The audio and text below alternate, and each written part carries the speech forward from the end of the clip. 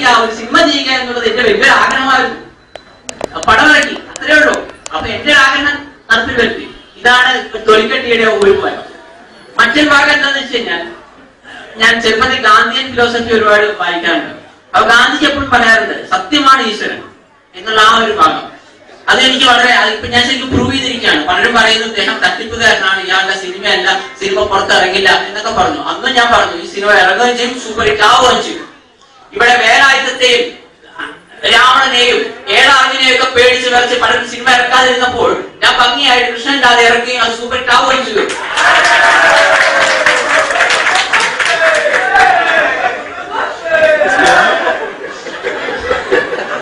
Self confidence, നമുക്ക് നമ്മളിലുള്ള വിശ്വാസം. മറ്റൊരു മലയാള ഭാഷയിൽ പറഞ്ഞാൽ ഉളുപ്പ് എന്നൊരു സാധനം. നമുക്ക് നമ്മളുടെ വർക്കിൽ, നമ്മളുടെ മലയാള കാര്യങ്ങളിൽ നമ്മൾക്ക് ചെയ്യുന്നതിൽ നമ്മൾ വിജയിച്ചിരിക്കുന്നുള്ള തോന്നൽ, ആ കോൺഫിഡൻസ് ആണ് നമുക്ക് വേണ്ടത്. പിന്നെ പലരും എന്നെ കളിയാക്കുമ്പോഴൊന്നും ഞാൻ കാര്യമായി പ്രതികരിക്കാറില്ല. 2-3 കാര്യങ്ങളുണ്ട്, ഞാൻ പറയട്ടെ. മഹാത്മാഗാന്ധി എന്താണ് പറഞ്ഞത്? മഹാത്മാഗാന്ധി ഒരിക്കലും ബ്രിട്ടീഷുകാരോട് മഹാത്മാഗാന്ധിക്ക് ദേഷ്യമില്ല. ഗാന്ധിജി പറയുന്നു ആ ബ്രിട്ടീഷുകാരുടെ ചില ചിന്താഗതിയാണ് നാം മാറ്റിയെടുക്കേണ്ടത്, ഒരിക്കലും വ്യക്തിയല്ല നാം മാറ്റേണ്ടത്. നിങ്ങൾ ഇപ്പോഴും ഇന്റർനെറ്റിൽ യൂട്യൂബിൽ നോക്കുമ്പോൾ നിങ്ങൾക്ക് മനസ്സിലാവും 15 മിനിറ്റ് നീണ്ടു നിൽക്കുന്ന സൂപ്പർ തെറി, 3 മിനിറ്റിൽ തുടങ്ങുന്ന തെറി 15 മിനിറ്റ് വരെ നീളുകയാണ്. നിങ്ങൾക്ക് സൗന്ദര്യമില്ല, നിങ്ങൾ എങ്ങനെ സൗന്ദര്യമില്ലാത്തവർ ജീവിച്ചിരിക്കാൻ പാടില്ല എന്നൊക്കെ പറഞ്ഞ സൂപ്പർ തെറിയാണ്. അപ്പൊ ഞാൻ 3 മിനിറ്റിന് ശേഷം അവരെ ഉപദേശിക്കുന്നു, മോനെ ദിനേശ ആലോചിച്ച് നോക്കടാ, നമ്മളൊക്കെ എത്ര തൊഴിലുറപ്പുണ്ടെങ്കിൽ തട്ടിപ്പോയാൽ നമ്മുടെ ശവമൊക്കെ എന്തായാലും ഒരു പിടി ചാരമല്ലേ ആകൂ. അല്ലാതെ നമ്മളിപ്പോ എന്തായാലും സൗന്ദര്യം ഉണ്ടായിപ്പോയി വിചാരിച്ചിട്ട് ഇപ്പൊ സ്വർണ്ണം ഒന്നും ആവൂലല്ലോ. അങ്ങനെയൊക്കെ ഞാൻ പലരെ ഉപദേശിച്ചു. മാത്രമല്ല ഇപ്പൊ സൗന്ദര്യം ഉണ്ടെങ്കിലും പണം ഉണ്ടെങ്കിലും ഒക്കെ നമ്മളൊന്ന് സ്കാൻ ചെയ്ത് നോക്കാൻ വിചാരിക്കുക. ഞാൻ പറയാടാ, നിന്റെ ഉള്ളിലും രക്തം, കഫം, മലം, മൂത്രം ഇതൊക്കെ തന്നെയാണ്. അല്ലാണ്ട് ഇപ്പൊ ലോകസുന്ദരനാണ്, ലോകസുന്ദരിയാണെന്ന് വിചാരിച്ചിട്ട് നമ്മുടെ ശരീരത്തിലുള്ള രക്തമൊന്നുമില്ല എന്നൊക്കെ ഞാൻ ഇങ്ങനെ ഉപദേശിക്കുമ്പോൾ അവിടുന്ന് പൂരത്തെറിയാണ്. അപ്പൊ എന്റെ ഒരു ആരാധിക ഇതെല്ലാം കേട്ടിട്ട് എന്റെ വിളിക്കാണ്, എന്റെ സന്തോഷ് സാറെ അറ്റ്ലീസ്റ്റ് നിങ്ങൾ ഇവിടെ കട്ട് ചെയ്തുകൂടെ, നിങ്ങൾ എന്തൊരു മനുഷ്യനാണ്, പ്രശ്നം സോൾവ് ആയില്ലേ? അപ്പൊ ഞാൻ പറയുന്നു, നിങ്ങളൊരു കാര്യം മനസ്സിലാക്കണം, ഞാൻ അങ്ങനെ കട്ട് ചെയ്തിരുന്നെങ്കിൽ ആ വ്യക്തിക്ക് അവിടെ പ്രയാസം ഉണ്ടാവും. കാരണം അയാൾ എന്താണ് ഫോൺ ചെയ്യുന്നത് ചിന്തിച്ചു നോക്കും. അയാൾക്ക് ചില കാര്യങ്ങൾ എന്നോട് പറയാനുണ്ട്, തെളിയിൽ തെറി നല്ലെങ്കിൽ നല്ലത് എന്തായിക്കോട്ടെ, അത് നമ്മൾ കേൾക്കണം. നിങ്ങളൊരു ഡയറക്ടർ, ഒരു പ്രൊഡ്യൂസറിന്റെ ഉപരിയായി ഞാനൊരു സൈക്കോളജിസ്റ്റ് കൂടിയാണ്. അതിന്റെ പിന്നെ അയാളെ നന്നാക്കി എടുക്കാൻ പറ്റുമോ ഞാൻ നോക്കുകയാണ്.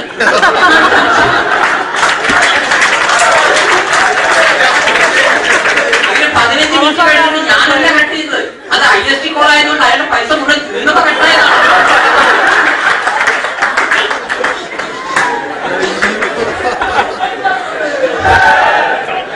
അതേപോലെ വിദ്യാഭ്യാസത്തിന്റെ കാര്യത്തിൽ ഞാൻ നേരത്തെ പറയട്ടെ, ഒരുപാട് വിദ്യാഭ്യാസം ഉണ്ട്. അതും ജാതകത്തിൽ ലക്ഷ്മി സരസ്വതി രാജകമുണ്ട്. 9ാം ഭാഗ്യവനായ ചൊവ്വയും ഭാഗ്യകാരകനായ ശുക്രനും ഉച്ചത്തിൽ നിൽക്കുന്നു. അങ്ങനെയാണ് ഈ ലക്ഷ്മി സരസ്വതി രാജകം കിട്ടുന്നത്. അപ്പോഴേ അച്ഛൻ എന്നോട് പറഞ്ഞിട്ടുണ്ട്, ഭഗവത്ഗീതയിലെ ഒരു ശ്ലോകം പറഞ്ഞു, എപ്പോഴും ഓർമ്മിക്കാറുണ്ട്, മോനെ ഈ വിദ്യാഭ്യാസവും പണവും ഉള്ളവൻ എപ്പോഴും പൊതുവിൽ അഹങ്കാരിയാണുള്ള സാധനം കൂടുതലാണ്. എന്റെ മോൻ അങ്ങനെ ആവരുത്. വിദ്യാ വിനയ സമ്പന്നെ ബ്രാഹ്മണോക വിഹസ്തിനി സുനീചൈര ഭാഗേത പണ്ഡിത സമദർശിന.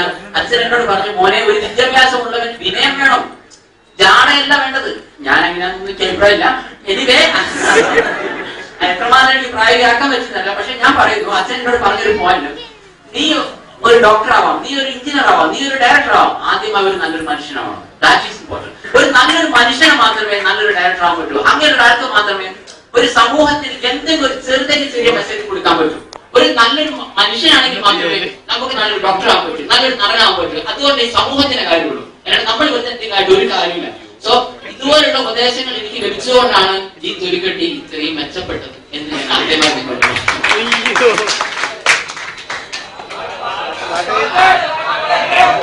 ഈ പാട്ട് എന്ന് പറയുമ്പോൾ ഞാൻ സ്ഥിരമായി പറയുന്ന ഒരു നമ്പറാണ്. നേരത്തെ മനസ്സാരെല്ലാം പറഞ്ഞിട്ടുണ്ട്, നമ്മൾ രക്ഷപ്പെട്ടു പോകുന്നൊരു രാത്രി ശിവരാത്രി ഒരു കാമാശയൊക്കെയാണ്. പക്ഷെ ആശ്രമാന്തരീക്ഷത്തിൽ എങ്ങനെ പാടും?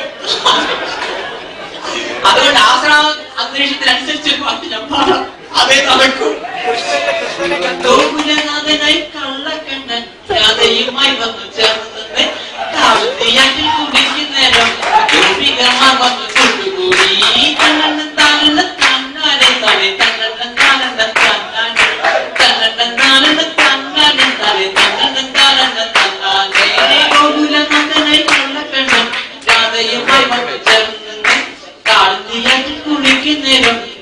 ഗോപികമാർ വന്ന് കൂട്ടുകൂടി. ഇതേപോലെ ഈ പാടുന്നതിന് എനിക്ക് ഞാനൊരു ഗായകനൊന്നുമല്ല, ആദ്യമായിട്ട് ഞാൻ എല്ലാവരും പറയാണ്, ഈ പാട്ടും ഈ അഭിനയമൊക്കെ ഞാൻ ബോധപൂർവം ചെയ്തതാണ്. സത്യം നിങ്ങളാരും മനസ്സിലാക്കാം. കാരണം ഞാൻ മനസ്സിലാക്കുന്നു, ഞാനിപ്പോ ക്യാമറ ഒഴിച്ച് എല്ലാം ചെയ്തു, നമുക്ക് മെട്രോപോളൊക്കെ കിട്ടി. പക്ഷെ ഞാൻ പറയട്ടെ, ജനങ്ങൾക്കിടയിൽ നമുക്കൊരു ഗ്ലാമർ കിട്ടണമെങ്കിൽ ഒന്നുകിൽ പാടണം അല്ലെങ്കിൽ അഭിനയിക്കണം. ഇതല്ലാത്ത ആളുകൾ ജനങ്ങൾ, നമ്മൾ പുറത്തു പോയ ആരും നമ്മളെ തോൽ കിട്ടില്ല, ഫോട്ടോ എടുക്കില്ല. നമ്മളിപ്പോ 100 സിനിമ ഡയറക്ട് ചെയ്ത് സൂപ്പർ ഹിറ്റ് സിനിമ ചെയ്താൽ ഇയാളെ പുറത്താരും അറിയില്ല.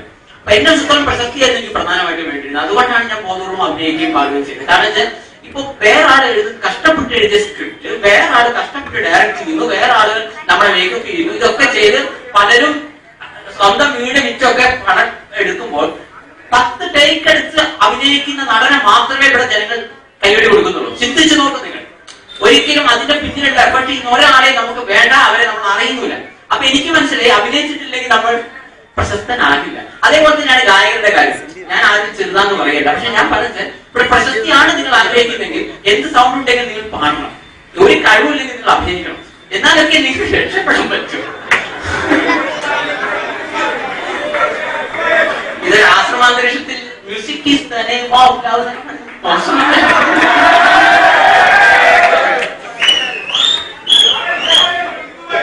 സ്വാമി ഈ അപരാധം കൊടുക്കുമല്ലോ. Music is the name of love. Happy your name is love. Kissing is the part of love. Baby is the result of love. You are my Jackson, Michael Jackson. You are my hero, superhero. Music is the name of love. Happy your name is love. എന്റെ ജിത്തുബായി എന്ന chocolate bye എന്നുള്ള സിനിമയിലെ ഗാനമാണ് ഞാൻ പറഞ്ഞിരിക്കുന്നത്.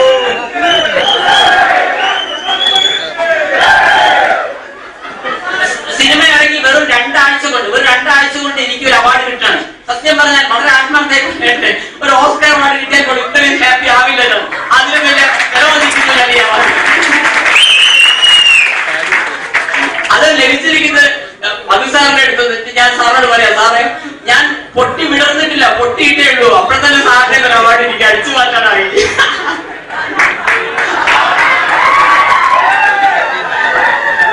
ഞാൻ എന്റെ പ്രശ്നം അവസാനിപ്പിക്കുന്നു. സ്വാമിജിക്ക് എല്ലാ വിധത്തിലുള്ള ജന്മദിന ആശംസകളും നേരുന്നു. നന്ദി.